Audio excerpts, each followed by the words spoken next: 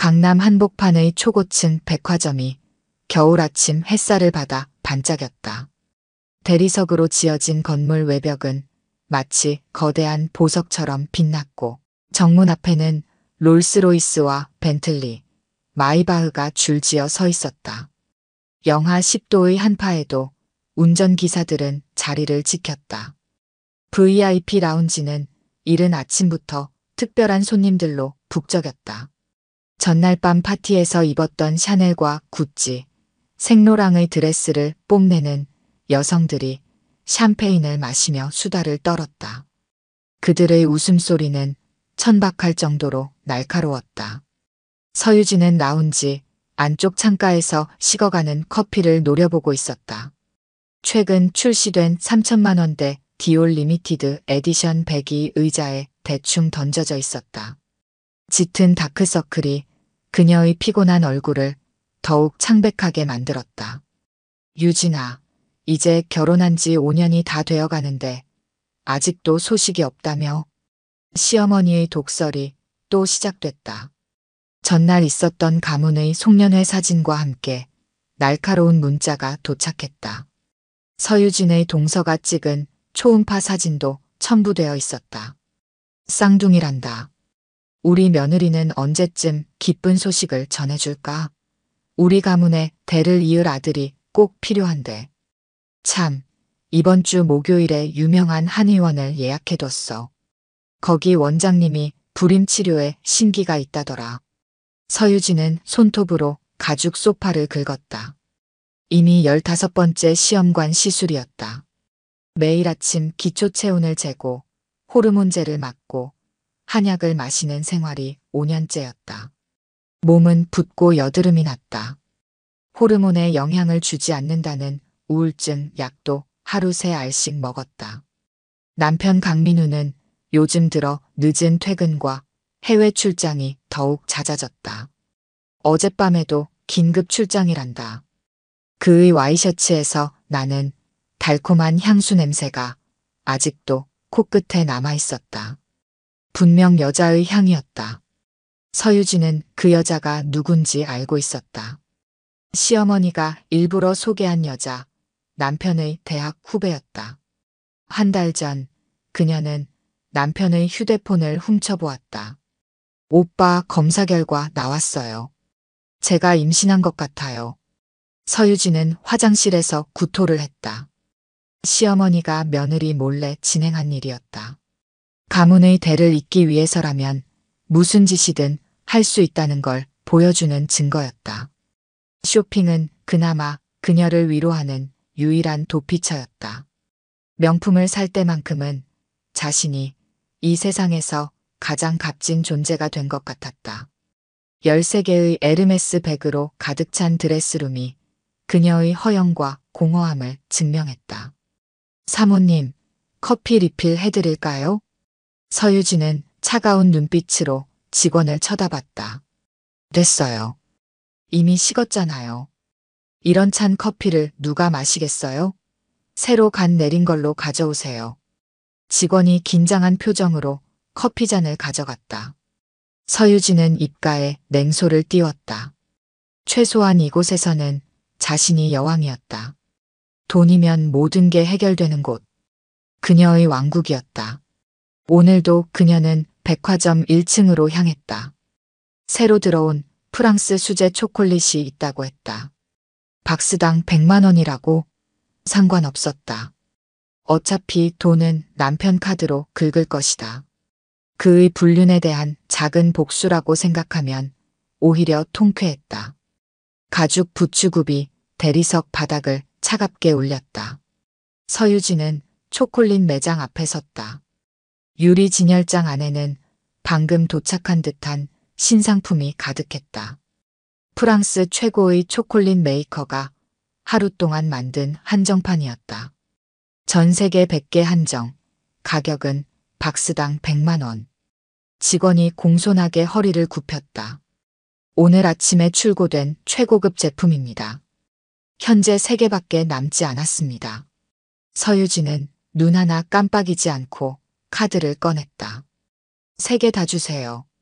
300만 원짜리 초콜릿. 그녀는 비닐봉지에 담긴 초콜릿을 바라보며 비웃었다. 지금쯤 문자가 갔겠네. 그때였다. 낡은 회색 코트를 입은 노인이 초콜릿 매장 앞에서 발걸음을 멈췄다. 박정순 할머니였다. 손녀의 생일 선물을 사러 나온 참이었다.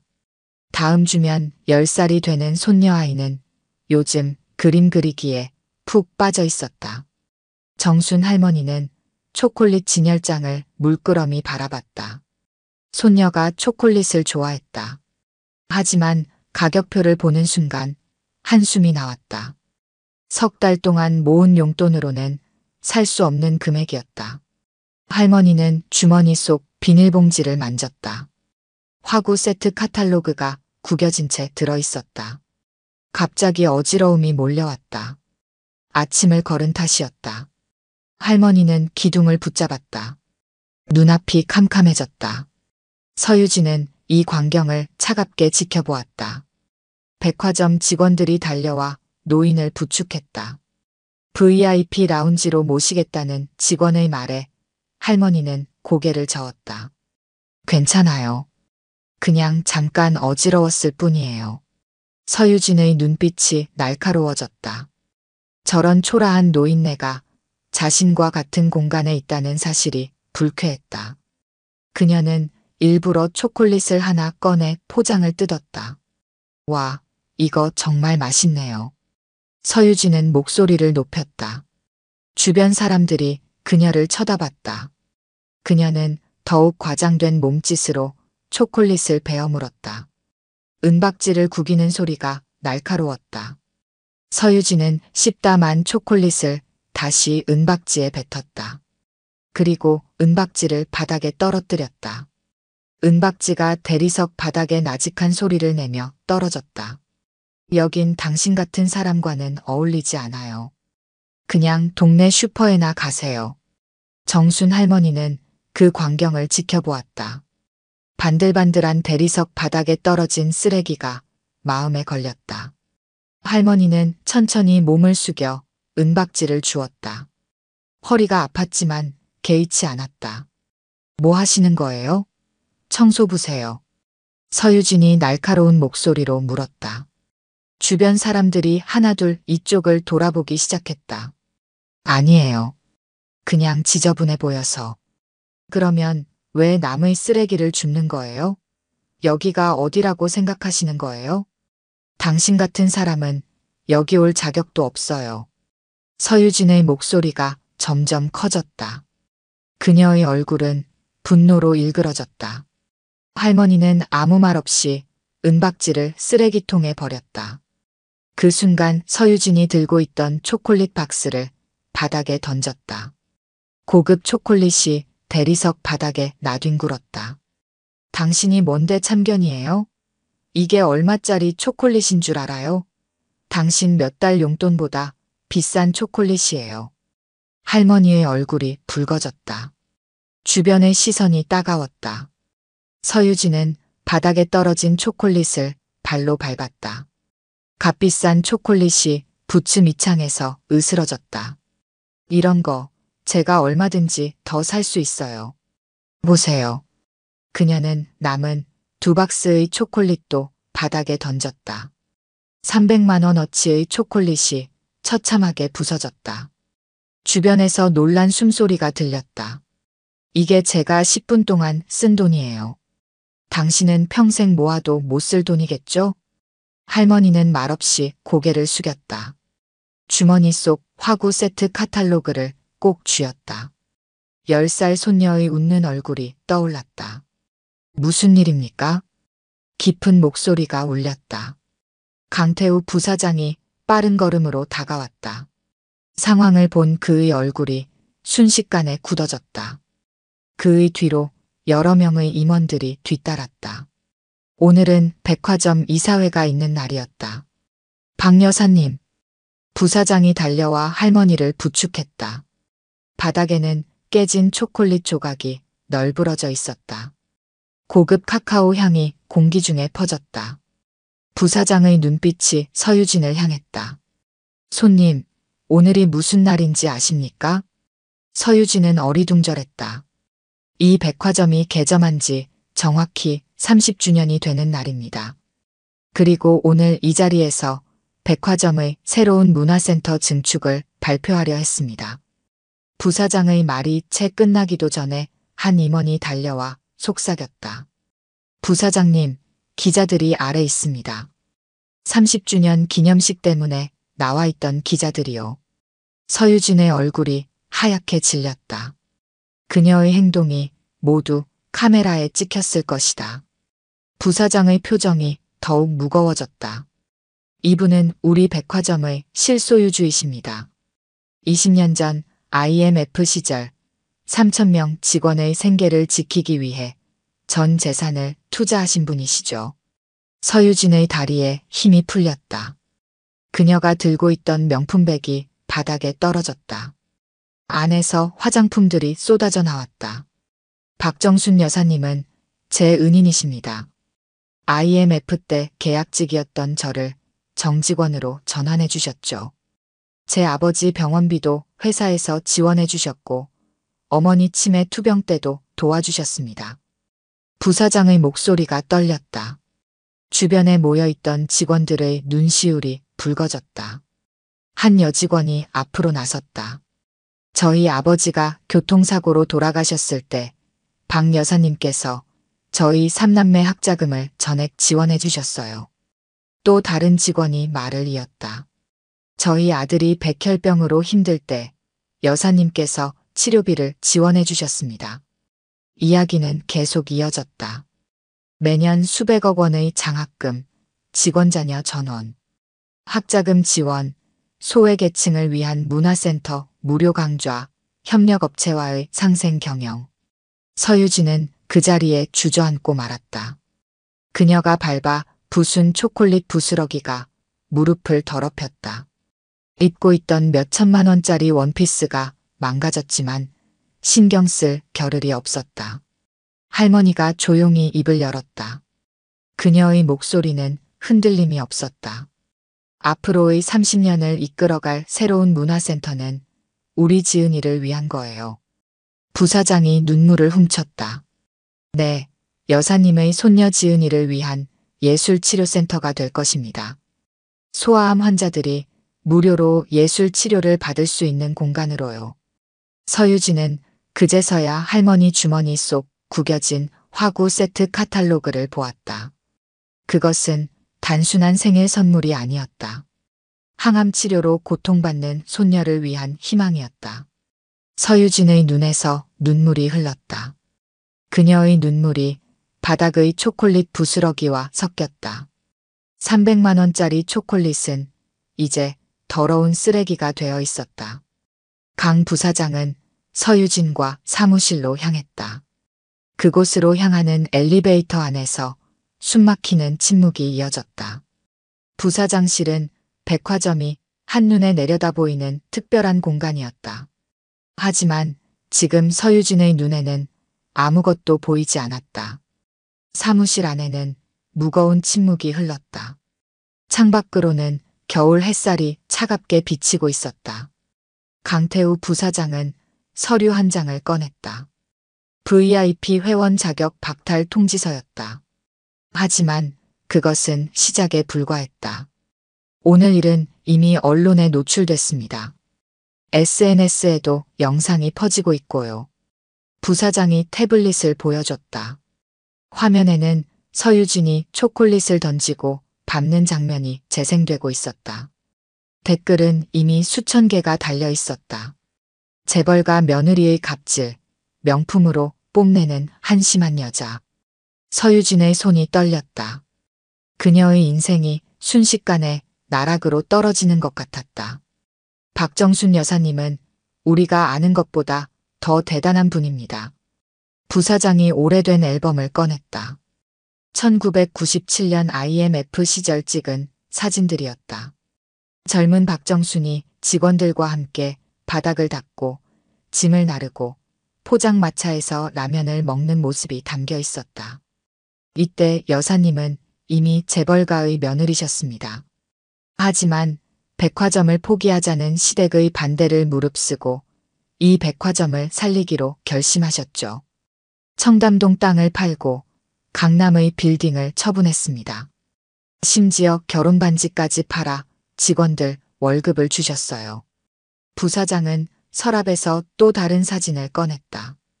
병원 침대에 누워있는 어린 소녀의 모습이었다. 이게 지은이입니다. 3년 전 백혈병 진단을 받았죠. 여사님은 손녀의 치료비로 수십억을 쓰셨습니다.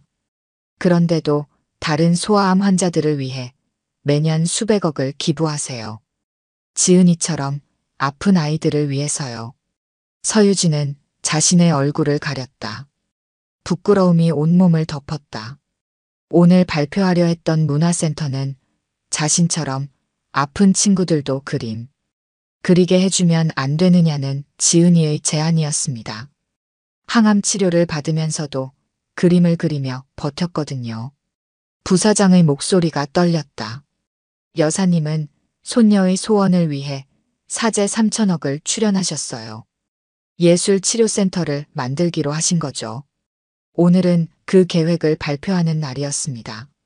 창가에 걸린 대형 스크린에 건물 조감도가 떴다. 희망예술치료센터라는 이름이 보였다.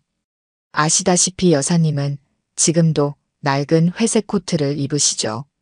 명품 대신 환자들을 위해 돈을 쓰시는 분입니다. 그런 분을 향해 던진 초콜릿은 사실은 아픈 아이들을 위한 기부금이었을지도 모릅니다. 서유진은 고개를 들지 못했다. 자신이 얼마나 어리석었는지 깨달았다. 허영과 사치로 가득했던 지난 시간들이 주마등처럼 스쳐 지나갔다. 죄송합니다. 정말 죄송합니다. 사과는 여사님께 직접 하시는 게 좋겠습니다. 지금 6층 문구점에 계실 겁니다.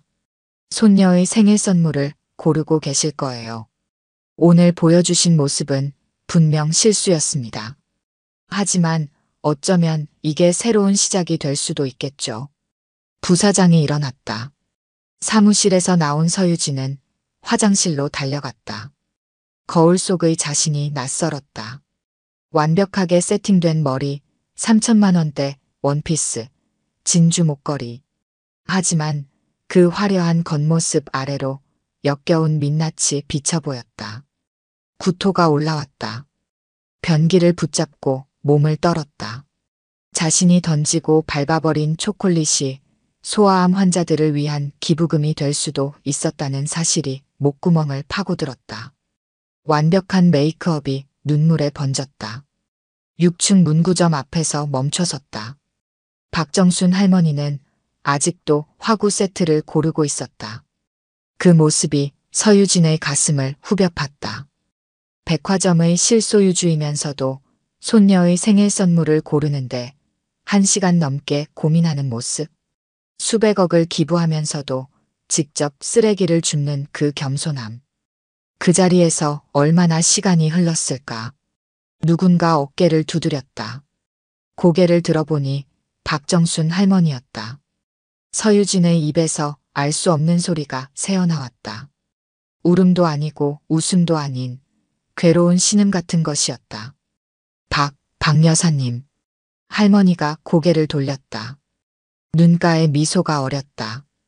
어머, 아까 그 예쁜 분이네. 서유진은 그 순간 무너졌다. 그 자리에 주저앉아 울음을 터뜨렸다. 죄송해요. 정말 죄송해요. 서유진의 어깨가 흐느낌으로 떨렸다.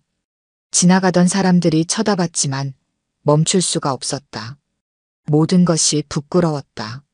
명품으로 치장한 허영, 타인을 무시하던 오만함, 자신의 불행에만 빠져 세상을 원망하던 이기심까지. 할머니는 서유진의 어깨를 토닥였다. 일어나요. 여기서 이러면 다른 손님들이 놀라잖아요.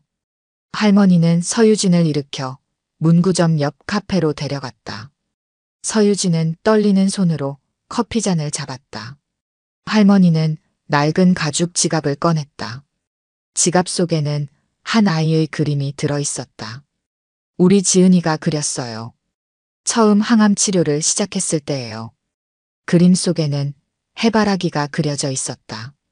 서툰 솜씨였지만 꽃잎 하나하나에 아이의 희망이 담겨 있었다. 머리카락이 다 빠졌을 때 지은이가 이 그림을 그렸어요. 할머니, 해바라기처럼 햇살을 보고 살아야 해요. 그래야 예쁜 꽃이 피니까요. 할머니의 눈시울이 붉어졌다. 지은이는 하루도 불평하지 않아요. 아프다고 징징대는 법이 없죠. 대신 그림으로 자기 마음을 표현해요. 처음엔 해바라기만 그리더니 이제는 다른 아이들을 위한 그림도 그려요. 지갑에서 또 다른 그림이 나왔다. 병원 놀이방에서 그린 그림이었다. 민들레 홀씨처럼 날아가는 아이들의 모습이 그려져 있었다. 건강해지면 멋진 그림을 더 많이 그릴 거예요. 아픈 친구들을 위해 그림을 그려주는 화가요 지은이가 항상 하는 말이에요. 서유진의 눈에서 눈물이 멈추지 않았다. 자신의 불임 문제로 세상을 원망하던 모습이 부끄러워졌다. 이 세상에는 더 큰 아픔을 안고도 희망을 잃지 않는 이들이 있었다. 서유진이 입을 열었다. 여사님, 제가 일부러 그랬어요. 쓰레기를, 초콜릿을. 알아요. 서유진이 놀라 고개를 들었다. 다 봤어요. 하지만 왜 그랬는지도 알 것 같아요. 할머니의 눈빛이 따뜻했다. 그렇게 예쁘고 고운 분이 왜 저렇게 차가운 눈빛을 하고 있을까 내내 궁금했거든요. 당신 눈에서 제 젊은 시절 모습이 보였어요. 서유진의 눈에서 다시 눈물이 흘렀다. 그동안 참아왔던 모든 이야기가 본물처럼 쏟아져 나왔다. 시어머니의 압박, 멀어져가는 남편, 끝나지 않는 불임 시술, 내연녀의 임신 성공 사실을 알게 된 것, 공허한 쇼핑으로도 채워지지 않는 마음의 구멍까지. 할머니는 묵묵히 그녀의 이야기를 들어주었다. 그리고 조용히 말했다. 사람은 가끔 잘못된 선택을 해요. 하지만 그걸 인정하고 바로잡을 줄 아는 사람은 많지 않죠. 할머니는 오래된 사진 한 장을 꺼냈다. 30년 전 젊은 시절의 모습이었다. 그때 그녀도 서유진처럼 아이를 갖지 못해 고통받았다. 시어머니의 따가운 시선, 남편과의 갈등, 끝없는 병원 치료까지 모든 게 똑같았다. 하지만 그녀의 남편은 달랐다. 주변의 압박에도 아내를 믿고 기다려주었다. 함께 고난을 견뎌냈고 결국 좋은 결실을 맺었다. IMF 때는 큰 어려움도 겪었지만 부부가 힘을 모아 그 시절도 이겨냈다. 할머니는 서유진의 손을 조용히 잡았더니 단호하게 말했다. 고통받을 필요 없어요. 당장 이혼을 하세요. 이런 배신을 한 사람과는 새 출발이 불가능해요. 시어머니가 일부러 이런 일을 꾸몄다면 더더욱이요. 할머니는 명함 한 장을 꺼내 건넸다. 대형 로펌의 변호사 명함이었다. 내가 아는 가장 실력 있는 변호사예요. 위자료도 꼭 받으세요. 당신이 겪은 정신적 고통, 불임 치료 과정에서의 고통, 시어머니의 계획적 불륜 교사까지 하나도 놓치지 말고 다 받아내세요. 그게 당신의 새 삶을 위한 밑거름이 될 거예요. 할머니의 눈빛은 따뜻했지만 목소리는 단호했다. 당신은 아직 젊어요. 이제 진짜 자신을 위한 삶을 살 때예요. 그동안 잊고 있던 미술도 다시 시작하고 당신이 꿈꾸던 모든 것을 해보세요. 좋은 인연이 있다면 그때 다시 시작하면 되는 거예요. 굳게 마음을 먹은 서유진은 집으로 돌아가 당장 절차를 시작했다. 할머니가 소개한 변호사는 유능했다. 시어머니가 의도적으로 불륜을 주선했다는 증거, 남편과 그 여자의 관계를 입증하는 자료들은 차고 넘쳤으니까. 결국 서유진은 파격적인 위자료를 받아내는데 성공했다. 이혼 소송이 진행되는 동안 서유진은 매일 병원을 찾았다. 지은이의 병실에서 그림을 가르치는 일이 그녀의 유일한 위안이었다. 항암 치료로 머리카락이 다 빠져도 지은이는 매일 그림을 그렸다. 푸른 나비, 무지개 빛 풍선, 하얀 구름. 아이다운 순수함이 담긴 그림들이었다. 어느 날 주치의가 놀라운 소식을 전했다. 지은이의 항암 치료 결과가 좋아지고 있다는 것이었다. 의사는 미술 치료가 큰 도움이 되고 있다고 했다. 그림을 그리는 동안만큼은 지은이가 투병의 고통을 잊을 수 있었다. 그 소식을 들은 박정순 할머니는 서유진에게 제안했다. 백화점 문화센터에 미술 치료실을 만들자고. 처음에는 작은 공간이었지만 점차 소문이 나면서 찾는 환자들이 늘어났다. 서유진은 그곳에서 자신의 새로운 삶을 발견했다. 그곳에서 김태준을 만났다. 소아암 전문의였던 그는 지은이의 주치의였다. 환자들을 위해 주말마다 봉사를 오는 그를 보며 서유진은 진정한 사랑이 무엇인지 깨달았다. 화려한 겉모습이 아닌 따뜻한 마음이었다. 1년이 지났다. 지은이는 기적처럼 완치 판정을 받았다. 이제 그녀는 미술학교에 다니며 자신처럼 아픈 친구들을 위한 그림을 그렸다. 병원 곳곳에는 지은이가 그린 그림들이 걸렸다. 투병 중인 아이들에게 그림은 희망이 되었다. 서유진과 태준의 결혼식은 소박했다. 하객 대신 소아암 병동의 아이들이 식장을 가득 채웠다. 백화점 전시관에는 특별한 전시회가 열렸다. 희망을 그리는 아이들이라는 제목의 전시였다. 지은이의 그림이 전시회의 중심이었다. 박정순 할머니는 그날 처음으로 울었다. 지은이가 그린 그림 앞에서였다. 할머니와 서유진이 함께 있는 모습을 그린 그림이었다. 그림 아래에는 서툰 글씨로 적혀 있었다. 우리 할머니와 선생님께 새로운 봄이 왔어요.